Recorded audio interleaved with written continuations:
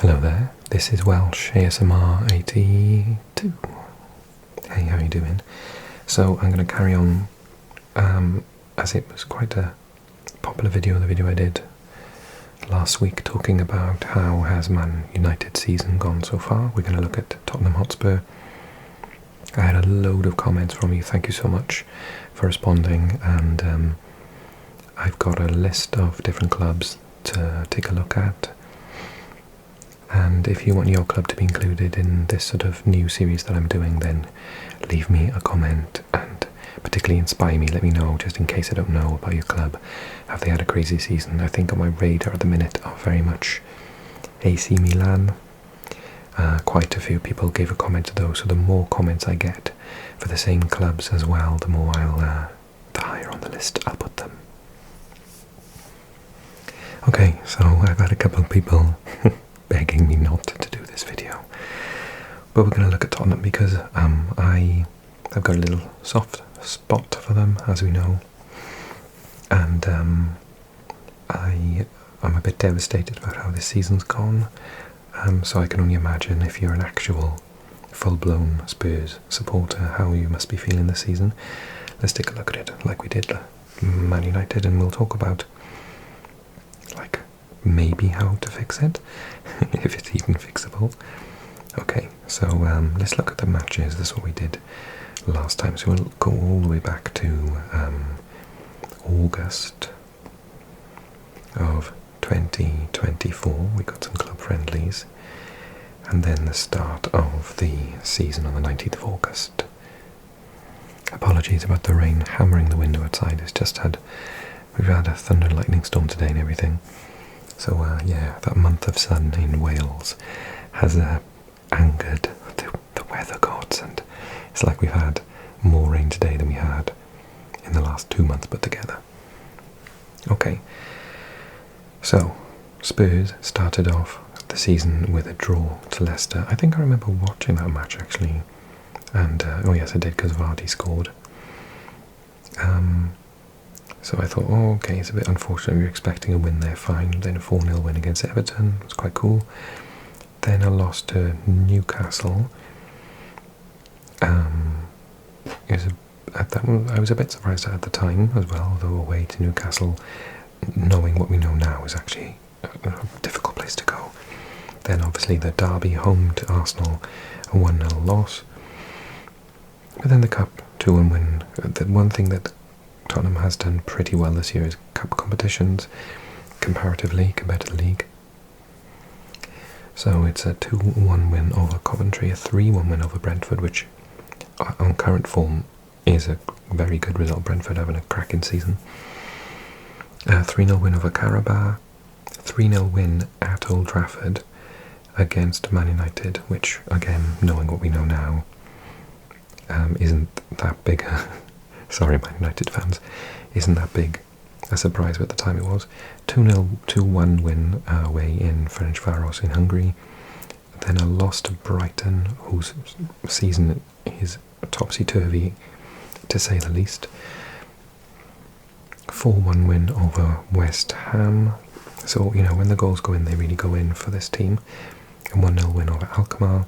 A loss to Crystal Palace, which, looking back now, is not a terrible result. A 2-1 win over City, which is obviously excellent. And that one, was that one in the Cup as well? Yeah, that one was in the Cup, yeah. Then 4-1 win over Aston Villa, which is fantastic. Aston Villa have had a superb season. And then a loss to Galatasaray 3-2, a loss to Ipswich at home, which obviously is diabolical. No offence to Ipswich, but they are on par to be relegated. A 4-0 win away to Man City, so again, losing at home to Ipswich, but then hammering Man City away, so inconsistent. I obviously watched this one because I'm a Romanista. Another example of the craziness, and we'll talk about it more later, but the lack of ability to see out a match, with Hummel scoring in the 91st minute. Then a draw with Fulham, a loss to Bournemouth, no shame in that. Cannot beat Chelsea. Postecoglou cannot find his way past Chelsea at all. 3-4 losses. Always a really good match between them though. 1-1 with Rangers there. 5-0 win away at Southampton, obviously bottom of the league. Then a 4-3 win in the Cup, was it? Against Man United. So they've put out Man City, put out Man United. Then obviously Liverpool were looking at the time, they were still in the Champions League. Looked absolutely amazing, 3-6, incredible game.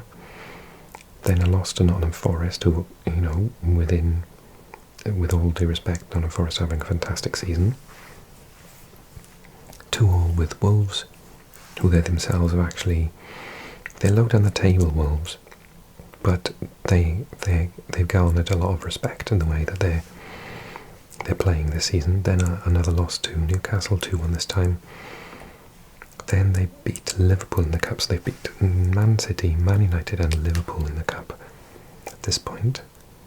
That's the EFL Cup. The FA Cup, they beat Tamworth 3-0. Then they lost the derby again to Arsenal, 2-1 this time. Then they lost to Everton. Now Everton have had a complete turnaround since their new manager came in, but still. Then Europa League beating Hoffenheim 3-2. Then they lost to Leicester, so they've drawn and lost to Leicester this season. Leicester, who are definitely going down. Then they beat Elfsborg 3-0. Then they beat Brentford 2-0, it's a good result. Then the EFL Cup, they lost 4-0 in the semi-final. So that was the second leg, right? So they beat, that's right, they beat Liverpool 1-0 in the first leg, but then got hammered, unfortunately, in the second leg. Then lost to Aston Villa in the FA Cup, 2-1. I remember watching, and I don't think they played well at all in that match. Spurs then beat Man United 1-0, beat Ipswich 4-1, lost at home to Man City. Quite a tight game if I remember correctly. Lost in the first leg to Alkmaar 1-0, but Alkmaar are very good at home. Then drew with Bournemouth, then beat Alkmaar at home 3-1, then got beat by Fulham 2-0, then Chelsea again 1-0, just cannot beat them, and then 3-1 to Southampton, and now we're up to the point where they had a 1-1 draw with Frankfurt. They're playing them this week on Thursday. I'm not sure when this video is going to be released, so it might be in time. It might be after that result happens. And on the weekend, got hammered by Wolves, 4-2. So, what does that mean? So Ange Postecoglou under lots of pressure, obviously. Is that right? He has an exceptional amount of injuries. I really like him because obviously he plays very, very attractive football. He does need to, like, he is a little bit in a way, and I think this has come about through the leagues that he's previously managed in, no disrespect to Scotland or Japan or Australia, but you know, this is obviously the Premier League, and he seems like he's still doing that thing that newbies do on Football Manager, where they just go in with a tactic and they play the same tactic for 90 minutes, and at no point do they tell one or two of their players, do you know what, maybe don't bomb forward in the next counter-attack, maybe just let the others go forward and you stay back, you, my defensive midfielder or my wing backs or whatever. There's no point in his tactics that you can see him have a good conversation with anyone saying, do you know what, if we are winning by 1 goal in the 80th minute, can one of you in the midfield stay behind and maybe one of you in the back four, like one of the two wing backs, don't join in with the attack? It just isn't happening, and so they're bombing forward when they're 1 goal up, and they're open on the like they're completely open on the counter attack. You know, if I do that sort of tactic on Football Manager and I concede, I've got no one to blame but myself. And I appreciate that he's had a lot of injuries, but I actually kind of blame him for the injuries. There's no way you can be running around like a lunatic for 90 minutes, like twice a week. It's impossible. And I think that Mickey van de Ven is a perfect example of someone who is just doing too much running, and is wrecking his legs, to be honest, his muscles. I think that they just need to have spells of possession, calm down, and pass the ball around. So who's done well this season?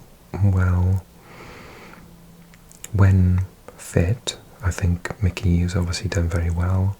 Archie Gray, I think, has been absolutely outstanding. A player of his age I don't even think they bought him to play in the first team. I think there's a part of me that maybe they thought they were going to loan him out, or he was going to get Europa League matches or something, but no, he was starting for like 3 months, and in 5 different positions. I think he has come out of the whole season incredibly well. James Maddison's been up and down. Bergval, or Bergval, if you say it properly, I think has been sensational. I can understand why Barcelona wanted him, and he's another player that I think they were not considering he would have minutes this season, and now he's actually come out as being one of their absolute stars. And I mean, he's a kid. Is he 21 yet? 19? No, he's not even 20 yet. Absolutely brilliant player. I think Son's been underwhelming for obvious reasons. He's trying to carry the team. Timo Werner, I've never liked. Solanke's good. Richarlison, I'm not sure about him. Kulusevski's been brilliant. Brennan, it's really weird actually. I don't know what it is about him. I obviously think he's fantastic, but even I get frustrated with him because he's like... So I get frustrated with him because if I had his ability and pace, I would be running at people a la sort of Bale against Inter Milan. But when the ball comes to him, 9 out of 10 times he passes it back or sideways or whatever. And I'm like, do you know what, if he just actually ran at players in defence, they would probably like poo their pants, to be honest with you, because he's so fast. You're either going to give away a free kick, a corner, a penalty. I just don't understand why he doesn't run at people a bit more. He is genuinely one of the fastest players in the league, and I think that, I don't know, does someone need to put their arm around him and say, look, you know, just, you're going to fail like maybe 4 out of 10 times, and they're going to win the ball back, but just keep doing it, just run at them. What's the point of him like just passing the ball backwards or sideways if they're not even a team that keeps possession? I'd understand it if they were playing tiki-taka, but they're not. They're playing counter-attacking, and he is one of the fastest players in the league. Like, why isn't he running at people? I'm not quite sure on why that is. But he's also scored 11 goals this season. Minimum, actually. I think he's scored probably more. 11 goals, 3 assists in 29 matches. His overall rating's pretty good. And I think he's now the 4th best Welsh player in the Premier League for goals in a season. After like John Hartson, Bale, Craig Bellamy, and maybe Aaron Ramsey. I can't remember who the other one was. Nathan Blake it was actually. So yeah, so he's obviously got good numbers. I just think that there's like another gear. Anyway, so yeah, I think that they could do with some... Pedro Porro, when he... I think he's a really, really good player actually. And Udogie when he's fit. So, what would I do? I would say keep Ange. Maybe get an assistant coach in that'll support him and say, look, you can't be gung-ho for 90 minutes. Like, he's stubborn though. I don't know if it'll help. Maybe there's no way of fixing the problem, but basically he needs to be told, like, he needs to realise himself actually that, you know, he is burning his own players out, getting them injured, losing matches with late goals, because you can't attack for 90 minutes. You need to actually pass the ball around and defend for a bit. And I think if he can manage to do that with his fantastic attacking football strategy and the tactics that he's got there, they'll win a lot more matches. So yeah, I think they should try and keep him for maybe another season and then see what happens. But the way he responds in press conferences doesn't fill me with confidence that he's willing to make any changes to his style at all. And yeah, I think if it doesn't work out to Spurs, he's one of those managers that he'll go to another Premier League club, like a sort of Crystal Palace or a Wolves or something like that, and like he'll get sacked inside of like 18 months because they'll be leaking goals. I think they're over-relying on some very good players. And yeah, I wonder if there's going to be a stage when he loses the dressing room because they figure it out, like they realise that this should be a plan B, and there's no plan B, it's just plan A, attack. And it isn't going to cut it in this league. Maybe with the players they've got, because on paper they've got a good squad. So maybe they're punching above their weight, or maybe last year wasn't a fluke if they were fully fit. But I just feel like you're over-relying on individuals to like defend one-on-one far too much. And yeah, I don't know, we'll see. Let me know what you think in the comment section. I say stay with him for another year, see what happens, see if he can make changes, and if he can't, I think he's got to go, unfortunately, because he needs to learn.